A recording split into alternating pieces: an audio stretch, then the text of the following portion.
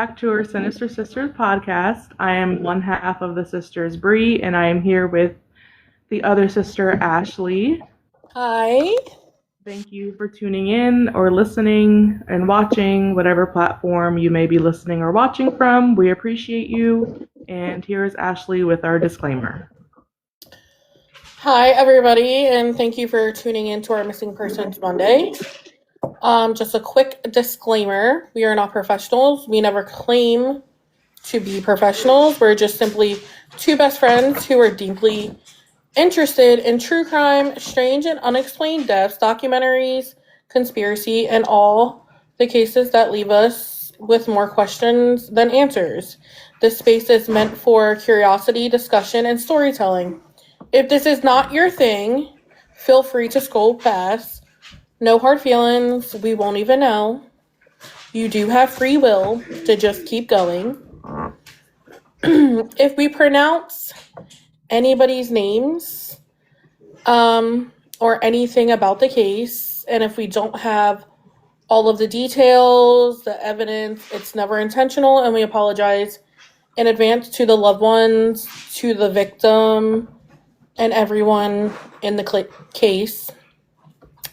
At this point, we are not at the point where we are interviewing people directly, so the information we discuss does come from public available sources such as articles, reports, podcasts, and other online material.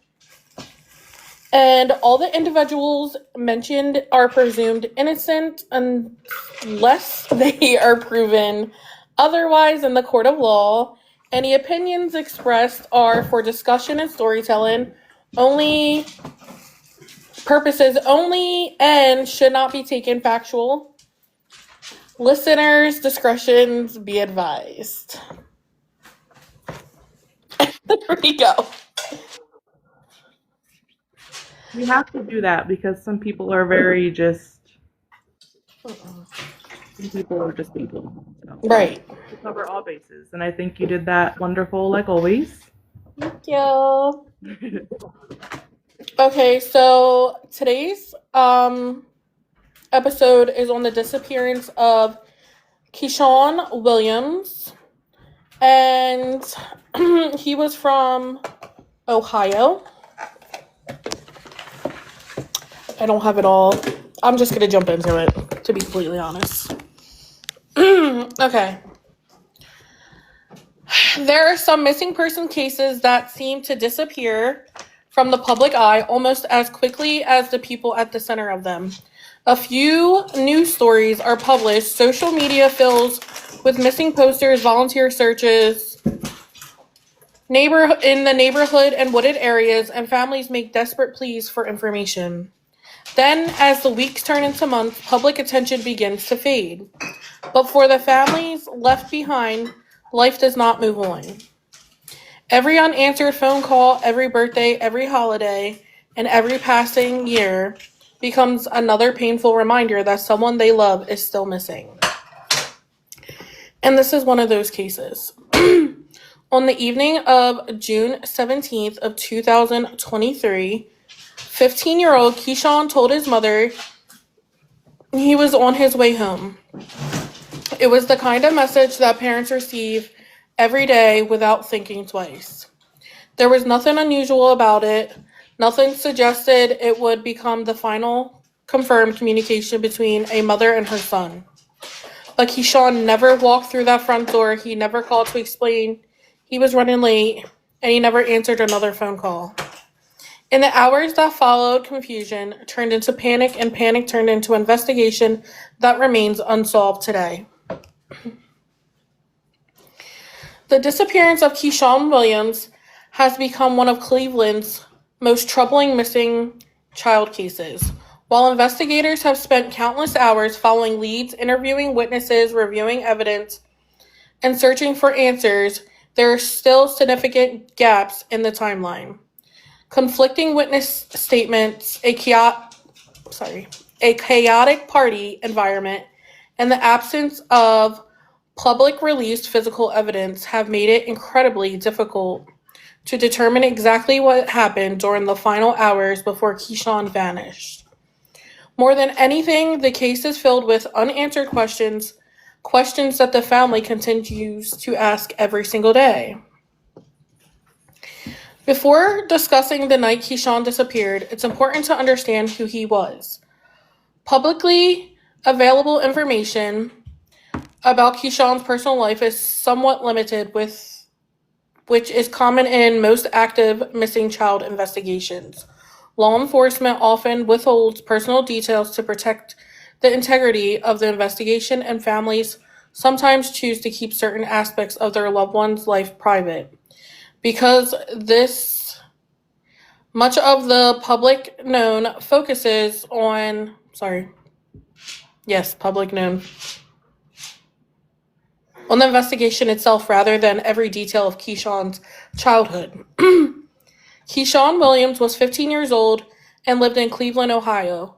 Family members described him as a teenager who maintained regular contact with home and was not known for disappearing without telling anyone where he was going. According to his mother, he was not the type of child who would just simply leave and cut off communication. This statement has remained consistent throughout the investigation. She has repeatedly expressed her belief that her son did not run away voluntarily and something has happened to prevent him from returning home. Like many teenagers, Keshaun enjoyed spending time with friends and attending social gatherings. Summer had recently begun and schools were letting out for the summer vacation. Across the country, teenagers were celebrating the beginning of summer break by attending parties, hanging out with friends, and spending long evenings outside. June 17th appeared to be no different. There was nothing publicly reported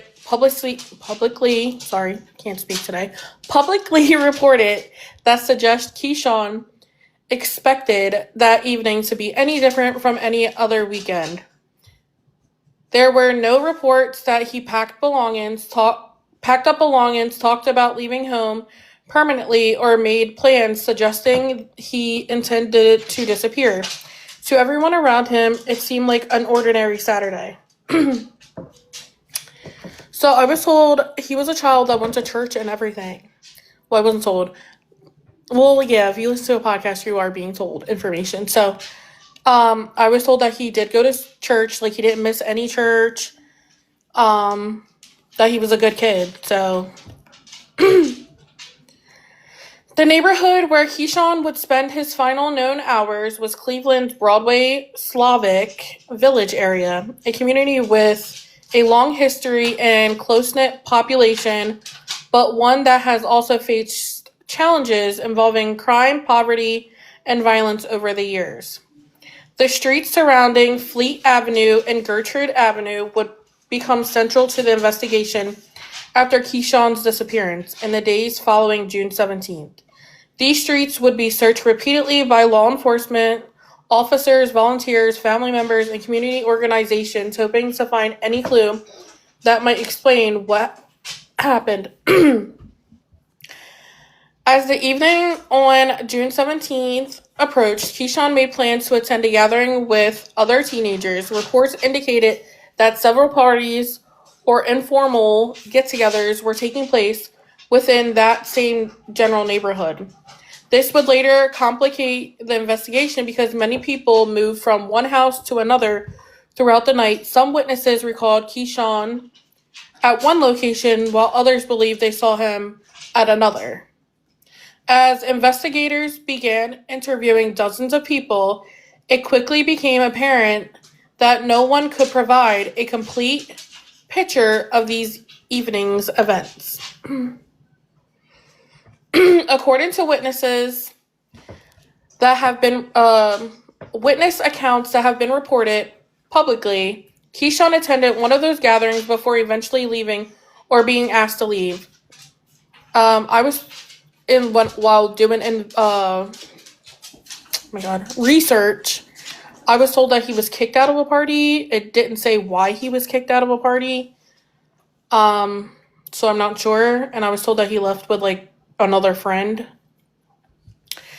What were these parties? What was it for? It doesn't say. It was just kids just partying after one summer break. Oh, okay. But he went to multiple households. That's what it was said. Yeah, it was said. But it was said that he was kicked out or he left, but multiple things said that he was kicked out of the party. It didn't say why he was kicked out of the party, but yeah. Okay. Exactly why he left has never fully been explained in official reports available to the public. Some witnesses described arguments taking place during the evening, while others said the gathering simply became too crowded and people began leaving on their own. Because investigators have never released a complete investigative file, many of these details remain uncertain. What is known is that Keshaun continued moving around the Fleet Avenue and Gertrude Avenue area. As the night continued, Keshaun contacted his mother during the conversation, and he told her that he was on his way home.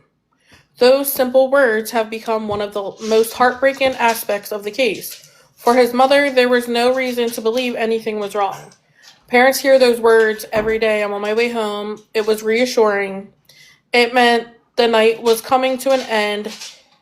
It meant Keshaun would be coming home soon. I was told that, I did hear, I keep on saying was told, I mean, it is being told, the information that, his mother did work the graveyard shift, so, like, I think she was calling him to tell him, like, it was time to come home, because she worked the graveyard shift. And then it was also said that he contacted or called his one aunt, and, like, she couldn't really make out what he was saying, because she said he was either, like, crying or something, and she thought she heard, like, he didn't want to come home yet, but I'm not exactly sure, but that's what was said in one of the podcasts that I listened to, that he called one of his aunts and said that, so there's that too. Well, that switches things up if he was crying. Right. That's what I was thinking too. Also, like, or was he intoxicated or under the influence? We will never know, obviously. The moment never came that he walked through the door. Hours passed as Keshaun failed to return. As time continued to pass without any communication, concern quickly grew into fear. His family attempted to reach him, but there was no response. Every unanswered call made the situation more alarming. Eventually, it became clear that something was terribly wrong. When Keshaun was officially reported missing, investigators immediately began trying to reconstruct the timeline of his final known movements. Detectives interviewed family members first, attempting to determine whether there had been any disagreements at home, any indication that he wanted to leave voluntarily, or any reasons to believe he might be staying with friends. According to everything publicly released, nothing pointed investigators toward voluntary disappearance. The attention then shifted to the events of June 17th. Officers began locating teenagers who attended the gatherings near Fleet and Gertrude Ave. Each interview produced another piece of a puzzle, but very few pieces fit together neatly. Different people remember different times. Some people recalled seeing Keshaun later in the evening than others. Some people believed he left alone. Others believed he was with friends. A handful of witness statements would eventually introduce the possibility that Keshaun encountered danger before he disappeared. Those accounts would significantly influence the direction of the investigation and eventually led authorities to consider the possibility that this was not simply a missing child case, but a potential abduction. Those witness accounts, the search effort that followed, and the conflicting stories investigators had untangled would soon become the defining features of the investigation into the disappearance of Keshaun Williams. As the investigators worked to piece together Keshaun's final known hours, They were immediately faced with one of the biggest obstacles in any missing person investigation. Conflicting witness accounts, while everyone agreed that Keshaun had been in the Fleetwood Avenue and Gertrude Avenue area on the night of June 17th. What happened after that quickly became the subject of different recollections. Wow, Ashley. Sorry, I'll edit that or whatever. The area had been busy with teenagers moving between houses, conversations happening, music playing, and people arriving and leaving throughout the evening.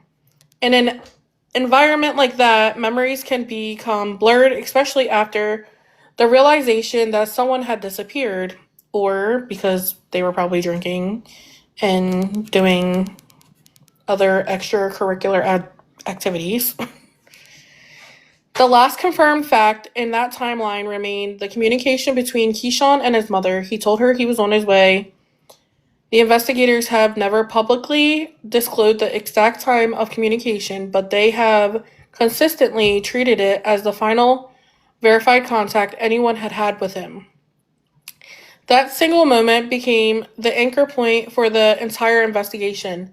Everything before it could be generally reconstructed. Everything after it relied on witness statements, digital evidence that has not been fully released to the public, and investigative leads that remain confidential.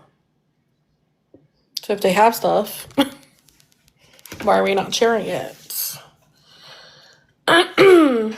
Yeah, this is a little confusing. So he was only on, you said Gertrude Ave? And Fleet Ave. So these multiple houses he went to were just in this area? Yes. So they were somewhat close to each other?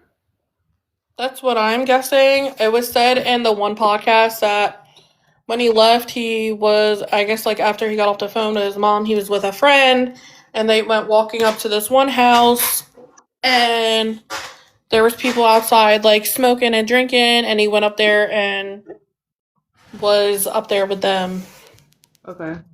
But that's, here nor there. That was coming from another source or whatever. But, yeah. Sorry, go ahead. No, you're fine. No, you're fine. As detectives interviewed people who attended the gatherings that night, they discovered that no two stories matched perfectly. Some witnesses believe they saw Keshaun walking through the neighborhood after leaving one of the parties. Others believe they saw him speaking with individuals near the street. Several people recall seeing him alone, while others remembered him being with friends. These inconsistencies are not uncommon in criminal investigations, particularly when witnesses are recalling events from a crowded social setting, but they created enormous challenges for investigators trying to determine Keshaun's exact route home. Among the statements investigators received were reports that immediately raised concerns about foul play. According to multiple public records or reported accounts, some witnesses claimed Keshaun may have been forced into a dark-colored sport utility vehicle. Descriptions of that vehicle varied slightly depending on the witness, and law enforcement has never publicly confirmed that such a vehicle was definitively involved. Nevertheless, the repeated mention of a dark SUV became one of the most discussed aspects of the case. Detectives worked to determine whether surveillance cameras in the surrounding area had captured any vehicles matching those descriptions, but investigators have not publicly disclosed what, if any, of those efforts were uncovered. Because of the investigations was still in the earliest stages, detectives also considered the possibility that witness memories could have been influenced by conversations after the disappearance. Which, yes, that is a big thing, because when people get to talking, it's like a storyline, but the story always changes, so that's a big thing when stuff happens. It is not unusual for rumors to spread quickly. and communities following a high-profile missing person case. Investigators therefore had the difficult task of separating first-hand observations from information that witnesses may have heard from someone else after the fact. Every interview had been carefully evaluated to determine which details could be independently verified. As concern grew that Keshaun may not have left the area voluntarily, law enforcement took the unusual step of requesting an Amber Alert. An Amber Alert is not issued in every missing child case. Authorities must believe there is credible information suggesting the child has been abducted or is in immediate danger. The decision to issue the alert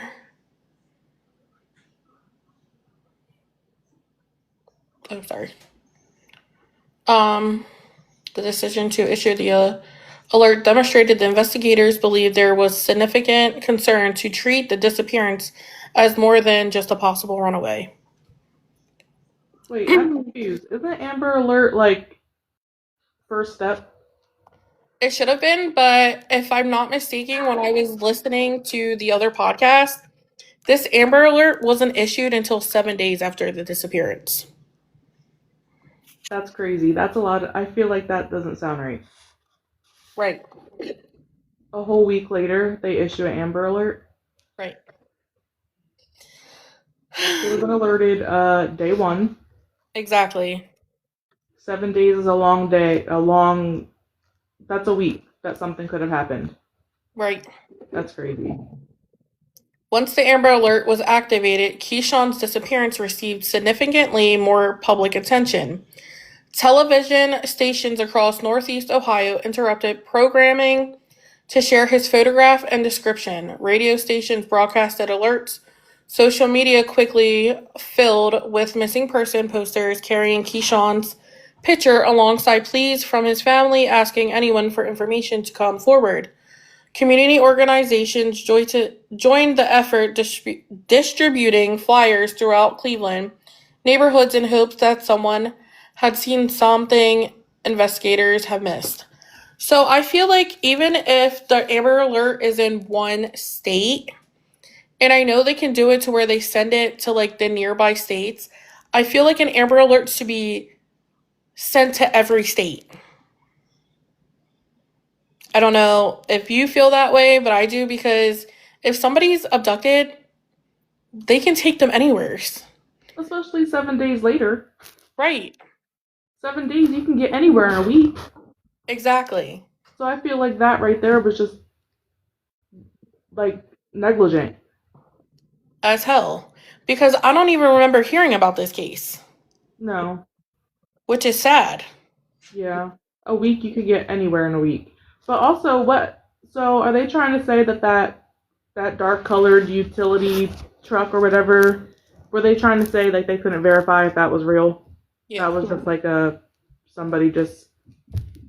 they just basically couldn't say for sure if that was, like, an actual lead? Yeah. Okay.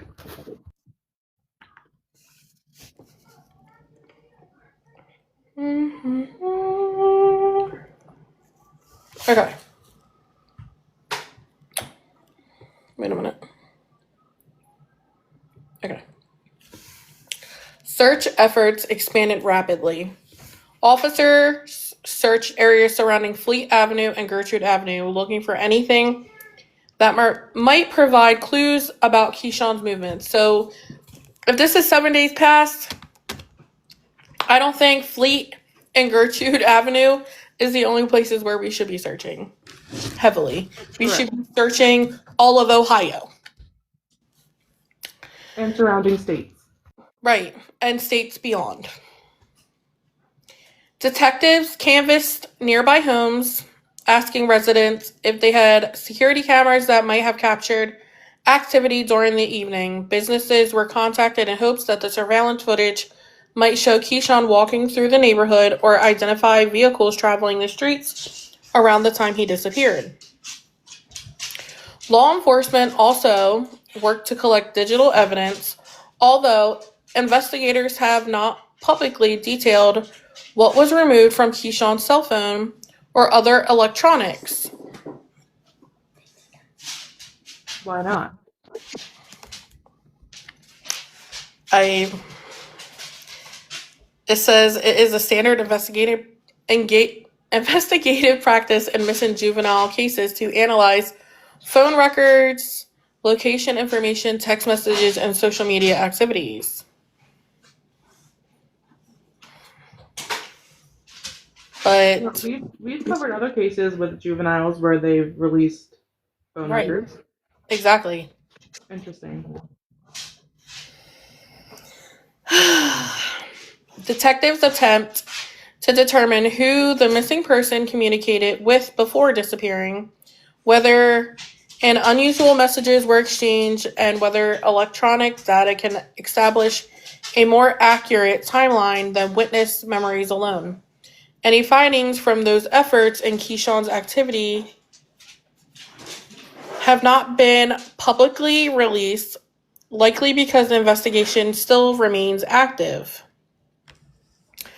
Okay, but still, if this investigation is remaining active, I still feel like this should be like around all social media. Then everything should be released. His phone records and everything. Right. Why would you release it when it's closed? And I forget what I was scrolling on that I just randomly saw this case. I think it might have been TikTok. I really think it might have been TikTok when I just seen it. It was like randomly. And I was like, oh, I need to look into this case. I feel like law enforcement, and I could be wrong, I'm not there, but is it giving like lazy vibes to you?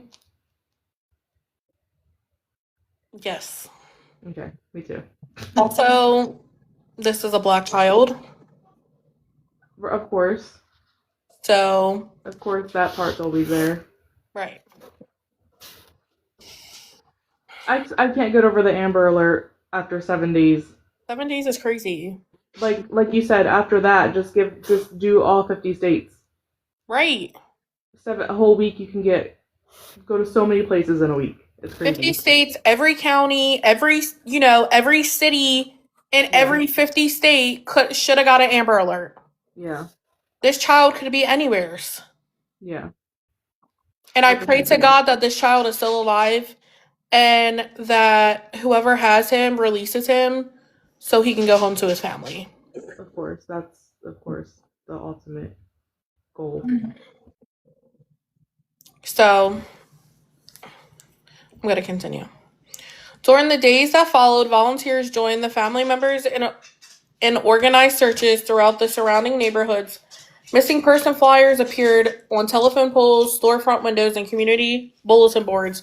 Local residents searched vacant lots, wooded areas, parks, and abandoned properties, hoping to find any evidence that could explain what had happened. Unfortunately, despite extensive searching, no public confirmed physical evidence connected to Keshaun's disappearance was discovered.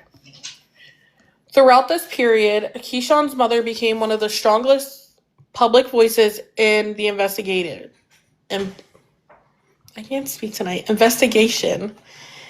In interviews with local media, she spoke openly about the emotional devastation of not knowing where her child is. She repeatedly rejected suggestions that Keshaun had simply chosen to run away, insisting that disappearing without contact in his family was completely out of character. She described the agonizing uncertainty of waking up each day without knowing whether her son was safe, injured, or even alive. Like many families of missing children, she found herself caught between hope and fear, desperate for information while struggling with the lack of answers. The Cleveland community responded with remarkable support. Churches organized prayer vigils, neighborhood groups assisted with searches, friends, relatives, and complete strangers shared Keshaun's missing person poster across social media platforms thousands of times. Local activists continued urging residents not to forget about the case after the initial media attention faded. For many community members, Keshaun became more than just another missing child. He became a symbol of many families still searching for loved ones who have vanished without explanations. Despite these efforts, investigators faced the harsh reality that every single passing day made this case increasingly difficult. Witness memories naturally faded, potential surveillance footage was overwritten, physical evidence, if it existed, became harder to recover. Detectives continued following every credible tip they received, but none publicly resulted in locating Keshaun or identifying a suspect. As weeks turned into months, investigators remained careful about what information they released. They repeatedly emphasized that the case was active and ongoing, suggesting it was.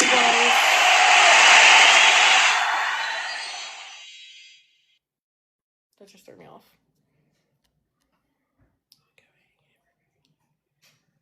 Sorry. They repeatedly emphasized that the case was active and ongoing, suggesting they were continuing to pursue leads that could not yet be discussed publicly.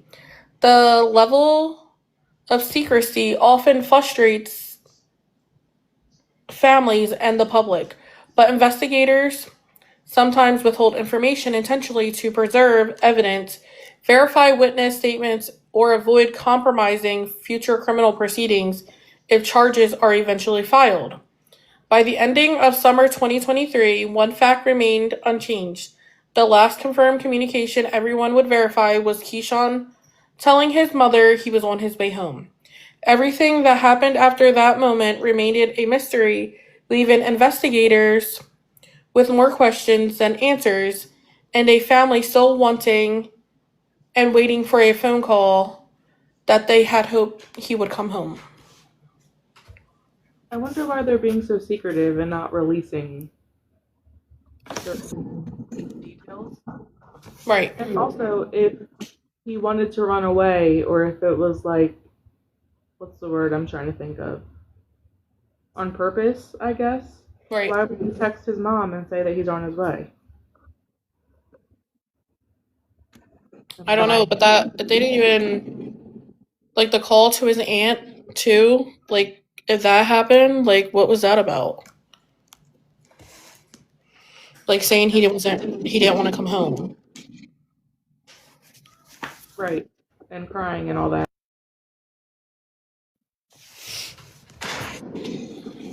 Yeah, I think that's a big part of the case, is if that's true, the crying phone call saying he didn't want to go home.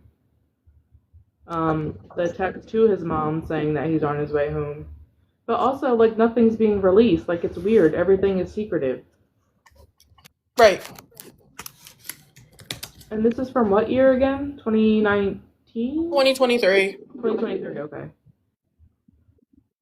So, 3 years now.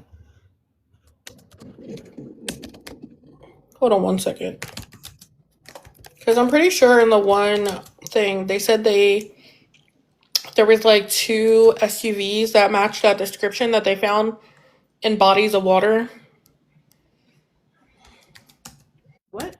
Where'd that come from?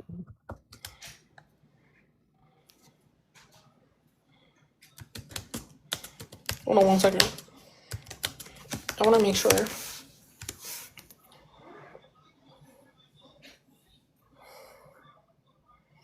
Okay, in 2024, multiple law enforcement agencies searched an industrial section of the Cayuga River and recovered 2 dark-colored Jeep SUVs from the water. The search drew attention because investigators had recently announced that they believed Keshaun was last seen getting into a dark-colored SUV with several juvenile males after leaving a party. And they found not 1 but 2 dark-colored SUVs underwater in this area. Yes, and these they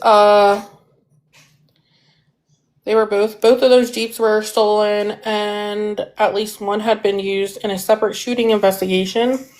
And at the time, investigators stated they had no information indicating if these Jeeps were connected to Keshaun's disappearance. And no bodies found, obviously, right? No.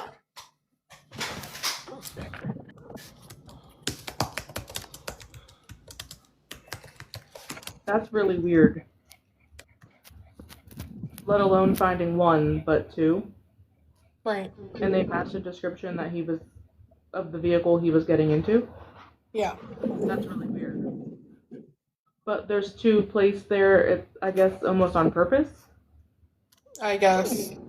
There's also a reward of $27,500 available to help solving the case of Keshaun.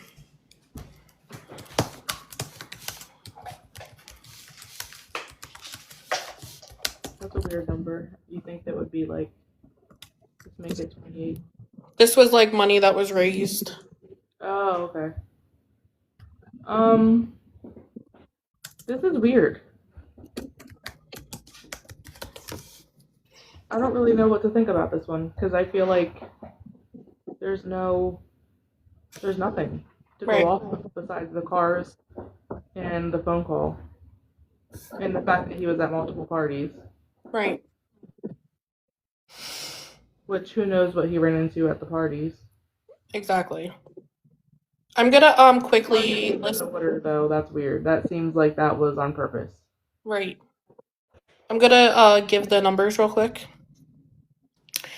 If you or anyone has any information about Keshaun Williams, no matter how small you think it may be, you are encouraged to contact investigators. You can remain anonymous. A single piece of information could be that one of the ones that finally brings Keshaun home and gives his family some answers that they've been waiting for. So you can call the Cleveland Police Department, missing persons / case information, and the number is 216-623-5262. Cleveland Police non-emergency line at 216-623-5400, or U.S. Marshal Service tip line at 1-866-492-6833. You could text tips to the U.S. Marshals and text wanted plus your tip to TIP 411, which is also 847-411. Or you could call I think I'm pronouncing it wrong, the Cuyahoga County Crime Stoppers Anonymous tip line at 216-252-7463. If there's any emergency, you can call 911 if you have any immediate information about Keshaun's location or situation involving any danger.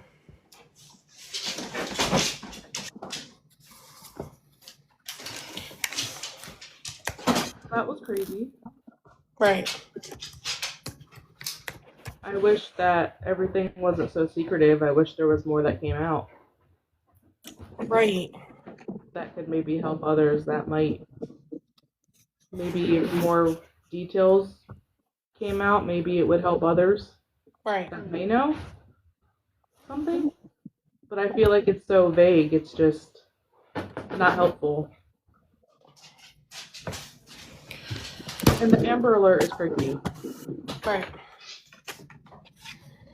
Yeah, that's when I heard that I was like, excuse the fuck out of me. But if this was a white child. And as a parent, I would be offended. Like, thanks for the Amber Alert 7 days later. Right. Thanks for showing you care. I don't know. Exactly. So I'm going to give my little what I think happened. I think because he was in such a bad area, maybe he was out drinking, maybe he was smoking, hanging out with people he shouldn't have been hanging out with, maybe they got into an argument, maybe they did something to him and got rid of him, or maybe he was abducted and he's anywhere in one of these states or in a different country. And I hope to God he's not, and I hope everything's okay with him, and hopefully he didn't run away, and I hope he goes home to his mom alive and well, as we wish that all these missing person cases would happen. Not all of them have happy endings, but if we could get his name out there and people can pressure the issue and stuff like that, any information to get him home, please do it. But that's my final thoughts. Amen. Do you have anything you want to say? I think,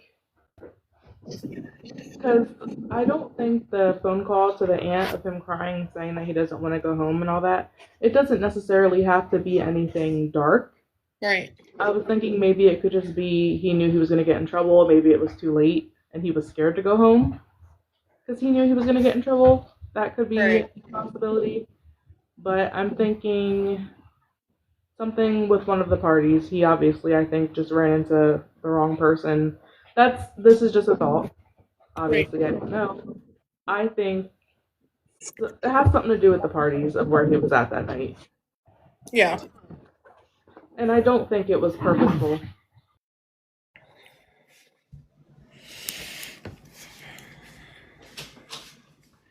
He could have been under the influence and was scared to go home. What happened? When he called his aunt, he could have been like under the influence and was scared to go home. If he did call her crying, saying he wasn't ready to go home. Yeah.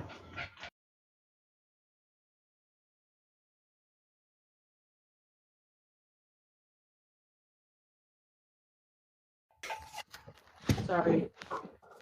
Can you hear me? Yeah, I can hear you now. So that's what I have, and is that all you have tonight for that? Yeah, that's all I have.